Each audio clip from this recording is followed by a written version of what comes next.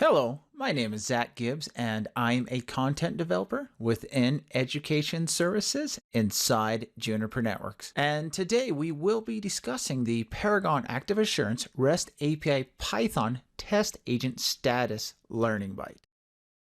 All right, so here is our example, and in the example we have 4 test agents that are connected to the control center, and they are also connected into the service provider core. And so what do we want to do here? Well, we want to use the REST API with a Python script to do a few things. We want to find the test agent status, that is, if they're online or offline, and then we want to record that information in a CSV file. All right, so with that, let's go ahead and get this started.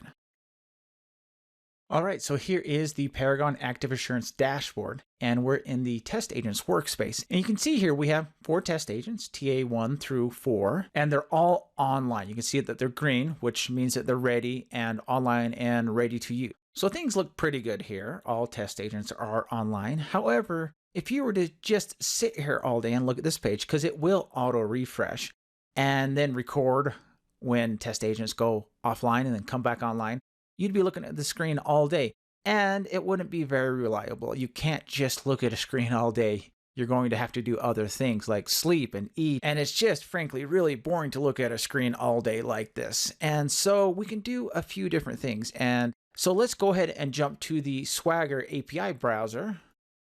And in here we have the test agent category, which has the account name test agents resource, which lists the test agents. And so that seems like that might be a good resource for what we need to do. And so let's use the try it out button. We have our account already and we are secured. The lock is locked up here in the corner, as you can see. And let's click execute.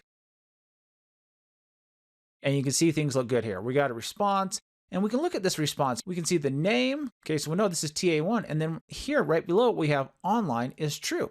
If this test agent wasn't online, that would say false. So we can use that information. And so if we scroll back up, we can see the curl command that was used to get that. And so let's go ahead and highlight that command all the way. Let's copy that. And then let's jump to a device that has access to the control center and use that command to see what we get.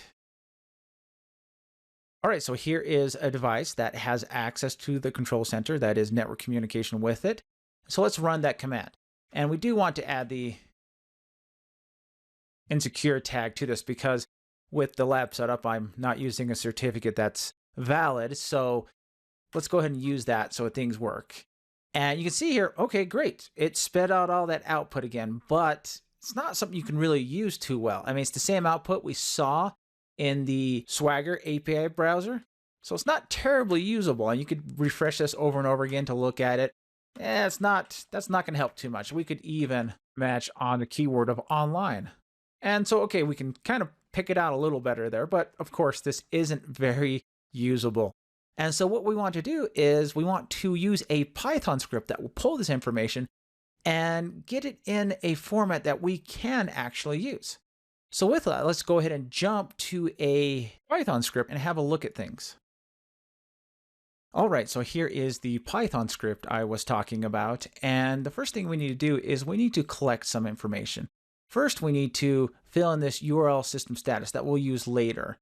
And that variable, we can get that using what we used in the curl command. We select the URL, which includes the hostname as well as the resource. So let's pull that across.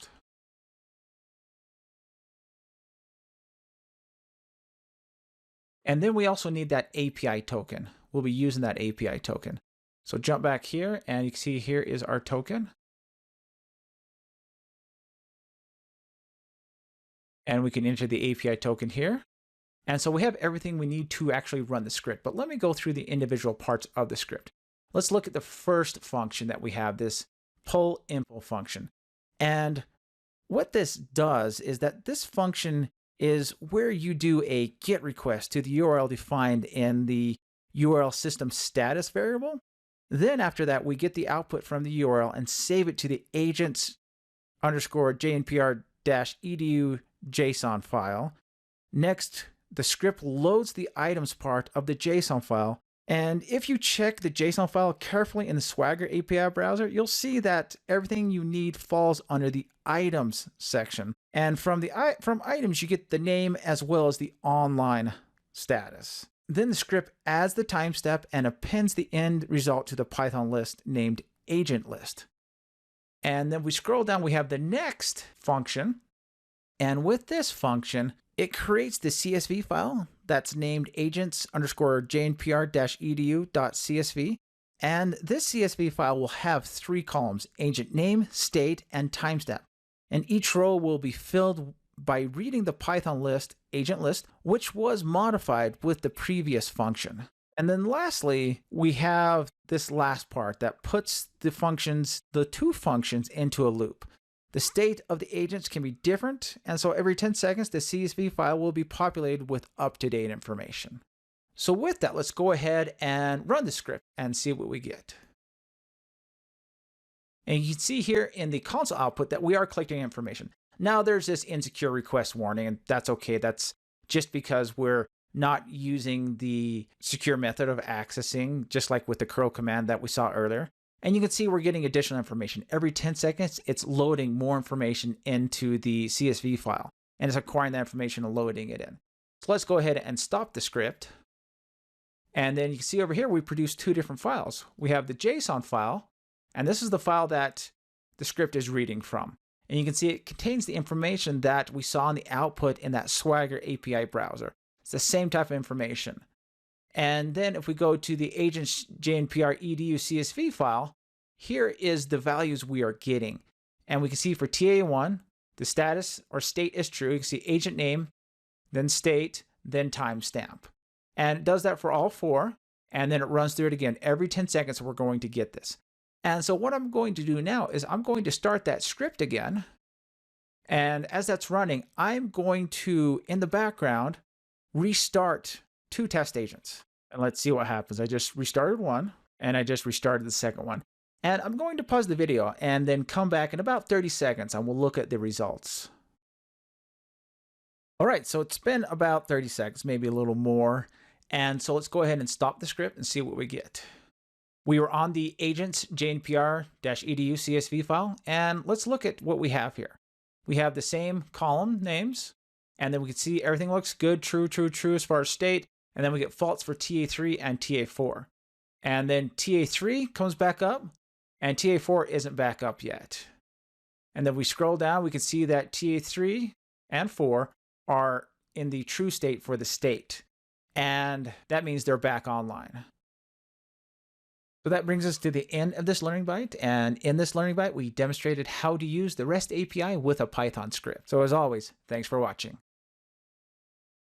Visit the Juniper Education Services website to learn more about courses. View our full range of classroom, online, and e-learning courses. Learning paths, industry segment and technology-specific training paths. Juniper Network's certification program, the ultimate demonstration of your competence. And the training community, from forums to social media.